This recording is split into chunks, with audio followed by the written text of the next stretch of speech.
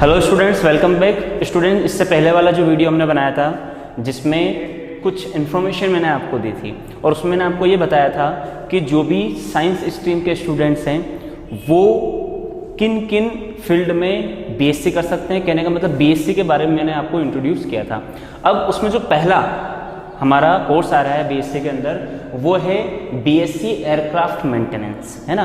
Last में engineering मैंने लगाया है, ठीक है, क्योंकि BSc aircraft maintenance basically technical line का एक कोर्स है, इसलिए इसको बीएससी एयरक्राफ्ट मेंटेनेंस इंजीनियरिंग भी कहते हैं। स्टूडेंट्स, जहाँ तक बीएससी एयरक्राफ्ट मेंटेनेंस की बात आती है तो ये एक अंडर ग्रेजुएट प्रोग्राम है, ठीक है, और इसमें स्टूडेंट्स एयरक्राफ्ट का मेंटेनेंस और उसकी सिक्योरिटी के बारे में स्टडी करते हैं। जहाँ तक इस एग्ज़ाम को करवाने की बात है तो एक ऑर्गेनाइजेशन है AME, एयरक्राफ्ट मेंटेनेंस इंजीनियरिंग, वो इस एग्ज़ाम को कंडक्ट करवाती है। ये जो कोर्स है ये मैथमेटिक्स के जो स्टूडेंट्स हैं जो 12th पास कर चुके हैं या 12th पास करने वाले हैं उनके लिए एक बहुत ही बेस्ट ऑप्शन है। मैक्सिमम स्टूडेंट JEE की तैयारी करते हैं, बहुत सारे स्टूडेंट्स एयरफोर्स की एग्ज़ाम की भी तैयारी करते हैं, लेकिन ये वाला जो फील्ड है बीएससी एयरक्राफ्ट मेंटेनेंस का, इसमें आपको बहुत ज़्यादा इन फ्यूचर में अपॉर्चुनिटीज़ मिलने वाली है, क्योंकि इंडियन गवर्नमेंट की जो एक पॉलिसी है जिसमें उड़ान करके एक उसने पॉलिसी निकाली है, एक प्रोग्राम निकाला है जिससे मैक्सिमम सिटीज़ एयरवेज से जुड़ने वाली है, ठीक है। तो आप इस बात से इसका अंदाज़ा लगा सकते हैं कि आने वाला जो फ्यूचर है उसमें स्टूडेंट के लिए इस कोर्स में कितनी ज़्यादा अपॉर्चुनिटी हो सकती है। अब इसके क्राइटेरिया की बात करते हैं और उसमें ये देखते हैं कि कौन सा स्टूडेंट इसको चूज़ कर सकता है, कौन सा स्टूडेंट इस कोर्स को कर सकता है। अब एलिजिबिलिटी क्राइटेरिया अगर हम देखें तो पहला पॉइंट उसमें दिया है कि कैंडिडेट मस्ट पास और अपीयर 10+2 विथ PCM, ठीक है, या तो स्टूडेंट 12th अपीयर हो या फिर 12th पास आउट हो, ठीक है, और सब्जेक्ट उसके पास में होना चाहिए PCM। कहने का मतलब जो भी उसने ऑप्शनल सब्जेक्ट लिया वो उसका मैथमेटिक्स होना चाहिए। दूसरा, या तो 10+2 अपीयर हो, पास आउट हो, ये सब्जेक्ट हो, या फिर इक्विवेलेंट AICTE अप्रूव्ड 3 ईयर उसके पास में डिप्लोमा होना चाहिए। कहने का मतलब जो आप पॉलिटेक्निक करते हो वो 10th के बाद होता है वो, ठीक है, तो वो डिप्लोमा आपके पास होना चाहिए और उसमें जो आपने सब्जेक्ट जो स्ट्रीम जो ब्रांच चूज़ की है वो होनी चाहिए, या तो मैकेनिकल होनी चाहिए या फिर इलेक्ट्रिकल होनी चाहिए। जो ब्रांच उसमें आपने चूज़ की थी, जो आपने डिप्लोमा किया था, उसमें या तो मैकेनिकल आपकी ब्रांच हो या फिर इलेक्ट्रिकल हो, तो वो स्टूडेंट भी इस कोर्स के लिए एलिजिबल हैं, ठीक है, वो इस कोर्स को चूज़ कर सकते हैं और इस फील्ड में वो जा सकते हैं। सेकेंड है any higher qualification in science with physics, chemistry and mathematics, ठीक है। अगर आपके पास में ये नहीं है और इसके अलावा अगर आपके पास में कोई हायर डिग्री है सब्जेक्ट फिजिक्स में, केमिस्ट्री में और मैथमेटिक्स में, है ना, एडमिशन के टाइम, तो उस कंडीशन भी आप क्या कर सकते हो, इस कोर्स को चूज कर सकते हो, इस फील्ड में जा सकते हो। तीसरा है candidate must have 45% in PCM और इक्विवेलेंट, है ना, जो भी आपने 12th पास किया है उसमें जो भी आपने PCM सब्जेक्ट का अगर हम टोटल निकालें, जो PCM आपने सब्जेक्ट लिया है उसका अगर टोटल निकालें तो 45% आपके होने चाहिए, तभी आप इस कोर्स के लिए अप्लाई कर सकते हो, इसको चूज कर सकते हो। फोर्थ पॉइंट है हमारे पास में candidate must not have colour blindness and physical disabilities. कहने का मतलब कोई फिजिकल डिसएबिलिटीज़ नहीं होनी चाहिए उसको और कलर ब्लाइंडनेस नहीं होनी चाहिए, ठीक है। तो ये क्राइटेरिया है ना।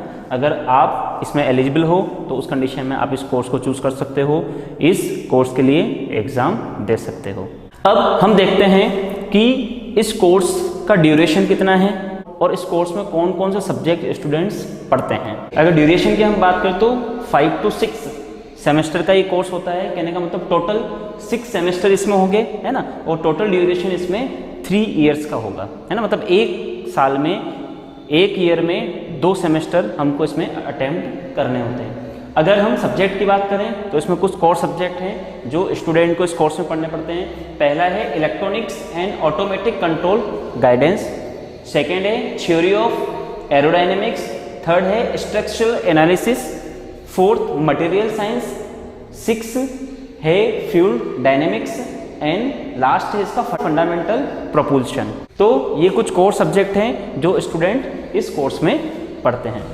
तो अब हम देखते हैं कि इस कोर्स को लेने पर हमारे पास में क्या क्या अपॉर्चुनिटीज़ बन सकती हैं। कहने का मतलब इस कोर्स के लिए क्या क्या अपॉर्चुनिटीज़ हैं वो हम देखते हैं। तो मैंने आपको पहले ही कहा है कि जो मैथमेटिक्स के स्टूडेंट्स हैं उसके लिए ये कोर्स बहुत ही अच्छा है, ठीक है। इसमें बहुत सारी अपॉर्चुनिटीज़ हैं और अपॉर्चुनिटीज़ क्या क्या है इसमें ये हम देखते हैं। पहला, एयरलाइंस मेंटेनेंस रिपेयर। जो भी एयरलाइंस का मेंटेनेंस और जो रिपेयर डिपार्टमेंट होता है वहाँ पर भी आपको इसमें अपॉर्चुनिटी है। सेकंड, एयरक्राफ्ट मैन्युफैक्चरिंग कंपनीज, जहाँ पर एयरक्राफ्ट बनते हैं, जहाँ पर उसका मैन्युफैक्चर होता है, ठीक है, वहाँ पर भी आपके लिए अपॉर्चुनिटीज़ हैं। एयरक्राफ्ट पार्ट मैन्युफैक्चरिंग कंपनीज, ठीक है, इसके अलावा जो एयरक्राफ्ट के पार्ट्स बनाती है वहाँ पर भी आपके लिए अपॉर्चुनिटी है। अगला है एयरक्राफ्ट ऑपरेशन ऑर्गेनाइजेशन, है ना, जो भी ऑपरेशनल ऑर्गेनाइजेशन होते हैं एयरक्राफ्ट के, वहाँ पर भी आपके लिए अपॉर्चुनिटी है। Aviation training centre, aviation training centre के लिए भी आपके पास अपॉर्चुनिटी है। फ्लाइंग क्लब्स में है, साथ के साथ सिविल डिफेंस फोर्सेस जो होती है ना, उसमें भी आपके लिए बहुत ही अच्छी अपॉर्चुनिटी है इस कोर्स में। अगला, any other places wherever aircraft used, इसके अलावा जहाँ भी एयरक्राफ्ट यूज़ होते हैं वहाँ पर आपके लिए बहुत ही ज़्यादा क्वांटिटी में अपॉर्चुनिटीज़ मिल सकती है। तो मेरा ये सजेशन है कि स्टूडेंट्स, अगर आप मैथमेटिक्स के स्टूडेंट्स हो तो आपके लिए एक बहुत ही अच्छा ये फील्ड है जो आप चूज़ कर सकते हो।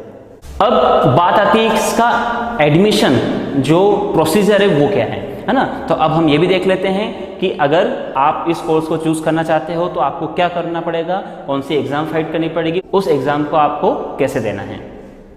अब हम इसकी जो भी एडमिशन प्रोसेस है वो देख लेते हैं, है ना। तो इसमें पहले आपको जो भी इसकी ऑफिशियल वेबसाइट है www.amec.in, है ना, इस पर आपको लॉगिन करना है। जो भी एग्जामिनेशन फॉर्म है वो आपको फिलअप करना है और उसके बाद अगर आप इस एग्ज़ाम को क्लियर कर लेते हो तो ऑल इंडिया रैंक के अकॉर्डिंग आपको इंडिया के जो बेस्ट इंस्टीट्यूट है उसमें एडमिशन मिलता है। तो इस तरह से आपको एडमिशन प्रोसेस फॉलो करनी है, ठीक है, इस कोर्स में एडमिशन लेने के लिए। अब जो मोस्ट इंपॉर्टेंट पॉइंट है इसका एक और, वो है फी स्ट्रक्चर, है ना, कितनी फीस इसके लिए हमको देनी होती है ना। और साथ ही साथ मैं आपको ये भी बताऊंगा कि अगर आप हॉस्टल लेना चाहते हो, क्योंकि हॉस्टल बहुत बेसिक नीड होती है स्टूडेंट की, अगर वो बाहर पढ़ने जा रहा है तो उसके लिए आपको कितना पेमेंट, कितना पे करना पड़ता है वो देखते हैं। अब हम फीस स्ट्रक्चर देखते हैं। तो अगर स्टूडेंट फीस स्ट्रक्चर की हम बात करें तो फीस स्ट्रक्चर में स्टूडेंट को 15,000 से 25,000 पर सेमेस्टर पे करना हो सकता है। ये डिपेंड करता है कॉलेजेस पे, है ना, जिस तरह का आपको कॉलेज मिला है उसके अकॉर्डिंग आपको इस रेंज में इसके लिए फ़ी पे करनी पड़ती है। दूसरा, स्टूडेंट अगर जो भी ऑल इंडिया रैंक उसकी बहुत अच्छी आती है तो स्कॉलरशिप बेस पे भी इसमें वो क्या कर सकता है, एडमिशन ले सकता है। साथ के साथ हॉस्टल फ़ी की अगर हम बात करें तो हॉस्टल फ़ी यहाँ पर 25,000 से 45,000 के रेंज में आती है। अगर कोई स्टूडेंट हॉस्टल फैसिलिटीज़ लेना चाहता है तो उसके लिए इतना अमाउंट उसको पे करना पड़ता है। स्टूडेंट्स, ये जो कोर्स है वो मैथमेटिक्स के लिए बहुत ही इंपॉर्टेंट है। आने वाले जो कोर्सेज है उसके बारे में भी आपको बताऊंगा। आपको मैथमेटिक्स से रिलेटेड पहला कोर्स मैंने बता दिया, और भी बहुत सारे कोर्सेज हैं।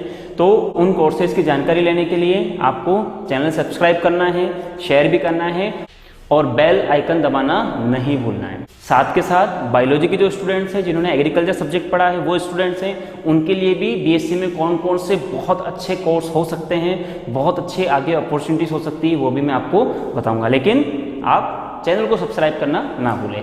Thank you, thanks a lot.